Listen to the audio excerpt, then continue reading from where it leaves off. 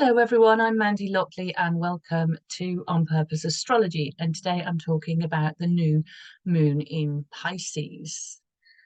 The new moon, as we know, is the start of the lunar cycle, the 29-day lunar cycle. The new moon starts the new cycle. It's when the sun is conjunct the moon.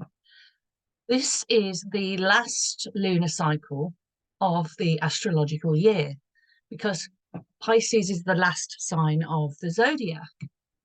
And then on the 20th of March, when the sun goes into Aries, we start the new astrological year, the astrological new year, the lunar new year, if you like. And I think that's more relevant, certainly to me and certainly to astrologers, as the start of a new year. It's spring, for example, in the Northern Hemisphere. So it represents a change in the seasons as well. For me, it feels energetically more relevant that the start of a new year comes with the Aries ingress. Ingress basically means it's when a planet goes into a sign, it ingresses into a sign. Because it follows the lunation cycle and the ingresses, they follow the more of the natural rhythm of our universe, of our solar system, of our seasons, for example. Going to be doing a video about the ingress of the sun into Aries, as I said, 20th of March. So that'll be following on a few days after this video is posted for the new moon Pisces on the 10th of March. We can't see a lot on a new moon. The moon and the sun are conjunct. I'll show you the chart. You can see in house 11, they're together. Conjunct means basically they're together. They're in the same degree of the zodiac, the same part of the zodiac. You can see them in house 11 there. You can't miss them. They're in a big red square. You can ignore the houses for the purposes of this video, although the houses in astrology are very important. You can ignore them here because this is a chart set for London. So if you set a chart for other places in the world, or you put this new moon into your birth chart, it's likely, it might be in house 11, but it's likely to be in a different house. And the houses have meanings around the areas of life. And I've talked about this before. But for now, we won't focus on that. We'll just focus purely on what does the new moon in Pisces mean. The dark of the moon, we can't see the moon in the sky under a new moon. On full moon, you can see the full light of the moon. So symbolically, that means we can't really see where we are going. We can't really make plans. Things might come to light as the moon waxes or grows in light as it leads up to the halfway point of the lunar cycle, which is the full moon in a couple of weeks after just after a couple of weeks from the new moon, of course. So it's a planning time, it's a seeding time. We can keep our plans flexible. Pisces is a mutable sign. It's adaptable, it's flexible, it's impressionable. So we might like to keep our plans flexible. We might like to think about where we're going, but think, well, things might change. I mean, there's certainly changes coming up in the astrological aspects that are coming up soon. We can see lots of indicators of change. But we can tune in, whatever our sign, whatever our chart, under this new moon, we can tune in to the energy of Pisces. Pisces is the last sign of the zodiac, and there's a sense that Pisces can kind of be anything. It contains all the qualities really of all of the zodiac signs in a way. We're talking more esoterically, but certainly Pisces understands that there is more beyond the physical experience and the mental cognitive experience. There is the emotional world, there is the spiritual world. A lot of Pisceans, not all, but a lot of people with strong Piscean energies are attracted to the spiritual. Pisces recognizes, and we're asked to recognize under this Pisces new moon, that we're all connected. If you accept spirituality, then you might recognize that or understand that we're all from the same source, and we're all going to go back to the same source, the divine source. Emotional. emotional register, emotional intelligence. That's what kind of also what we're aiming for with Pisces. Strong feelings. It's a water sign. It's the ocean. It's water that is free, water that wants to flow, water that wants to feel and understand all the emotions. And this can be really overwhelming. So it might be a time of overwhelm for you. You can see certainly here on this chart for this new moon in Pisces, you can see it's very close to Neptune. Neptune doesn't know boundaries, you know? And Pisces doesn't recognize boundaries. So that can lead to overwhelm. That can lead to empathetic overwhelm. There's a lot of compassion. So perhaps you can plug into your compassion under a new moon in Pisces, but try not to get overwhelmed. You can see also that Saturn at 11 degrees of Pisces is also close. There's almost like a Saturn Neptune sandwich for this new moon. You can see there all of those, the sun, the moon, Saturn, and Neptune are enclosed within that square. Pisces probably doesn't like being enclosed in a strong boundaried square. That's Saturn's world. Even Saturn in Pisces.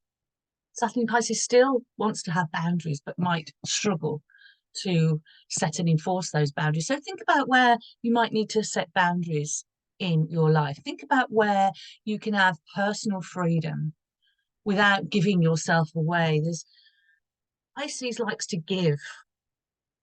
Pisces likes to give, but might not necessarily be open to receiving. So think about self-care. What do you need? What are your needs under this new moon? The new moon, as I said, it's a time for planning. It's not a time for particularly acting. So think about self-care and rest. What's beautiful about Pisces at best, Pisces is incredibly accepting.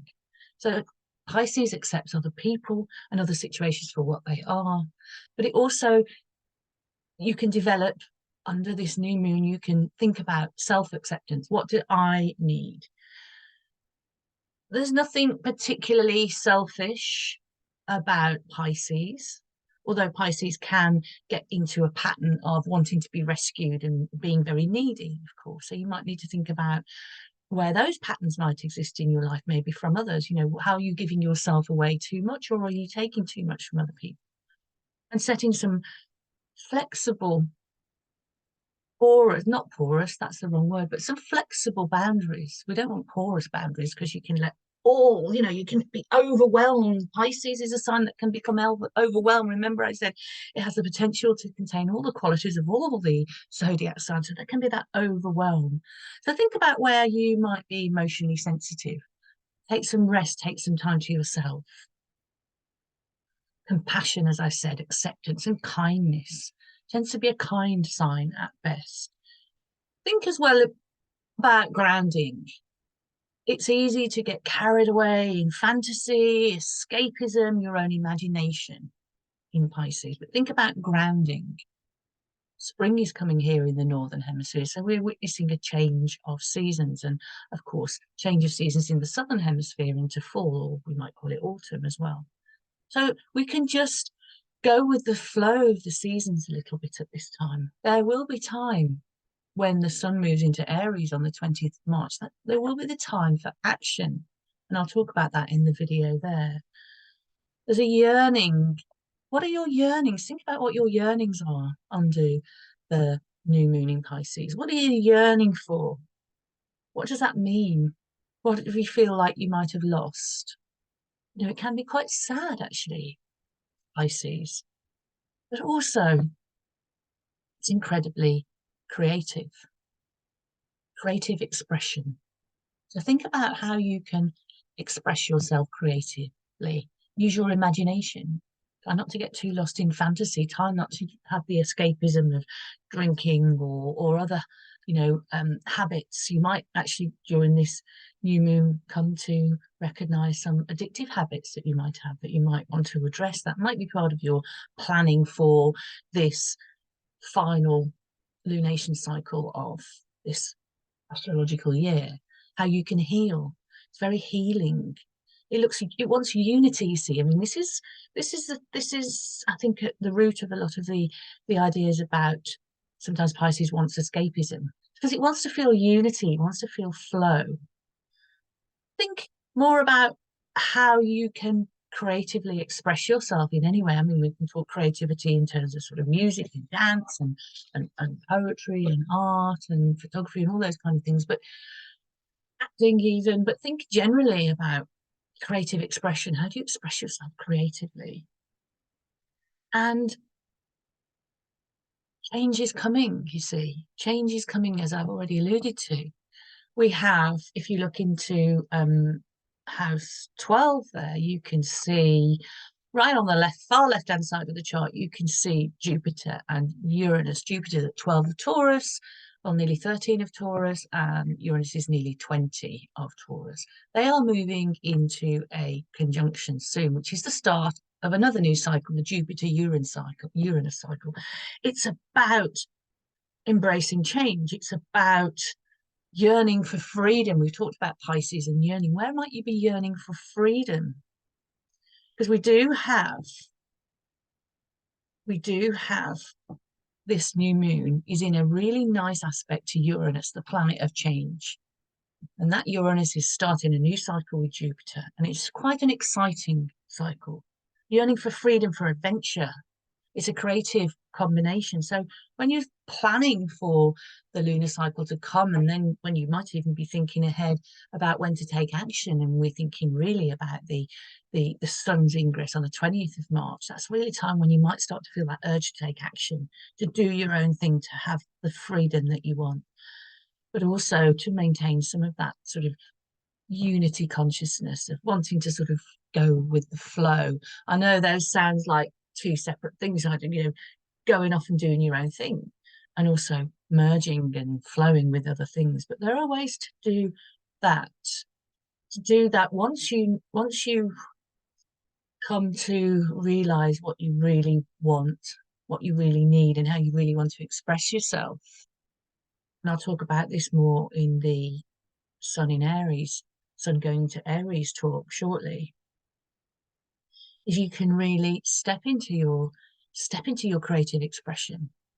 You'll be doing your own thing. The Aries energy is all about doing your own thing, but you'll be doing your own thing, but leading others. We don't think of Pisces particularly as a sign of leadership. But I've seen a lot of people who are Pisces in leadership roles. So it might be even worth starting to think about, where am I leading? Where am I leading myself in my life? Where am I leading others?